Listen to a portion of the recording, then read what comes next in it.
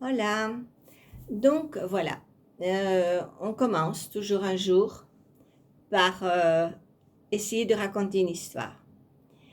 Et dans ce concours de la plume francophone, c'était une belle aventure, je dois dire.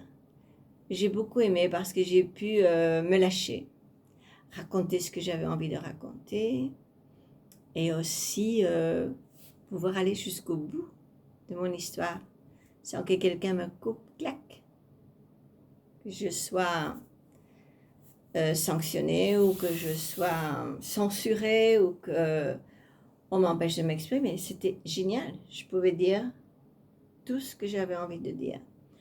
Donc j'ai commencé.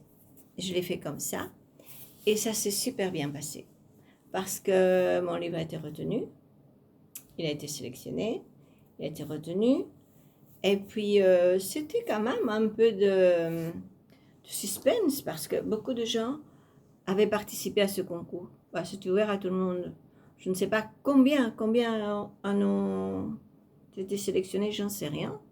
Mais en tout cas, beaucoup. Je me rappelle à l'époque, je m'étais dit, oh là, c'est beaucoup. Et alors, ce qui était vraiment sympa, c'est qu'ils ont nommé les trois, après l'étude, la sélection, tout le bazar, ils ont nommé les trois premiers. Ils ont dit premier prix pour un tel, deuxième prix pour un tel, troisième prix pour un tel. Et puis pour le reste, on peut rêver. On peut rêver. Chacun pouvait s'imaginer être le 10e ou le 4e ou le 25e ou le, je sais pas, 3 millième, j'en sais rien. Mais tu vois, je trouvais ça très classe et je trouvais ça vraiment très galant parce que s'ils avaient mis vraiment la classification du premier au dernier, d'abord, ça leur aurait pris un temps fou, je suis certaine.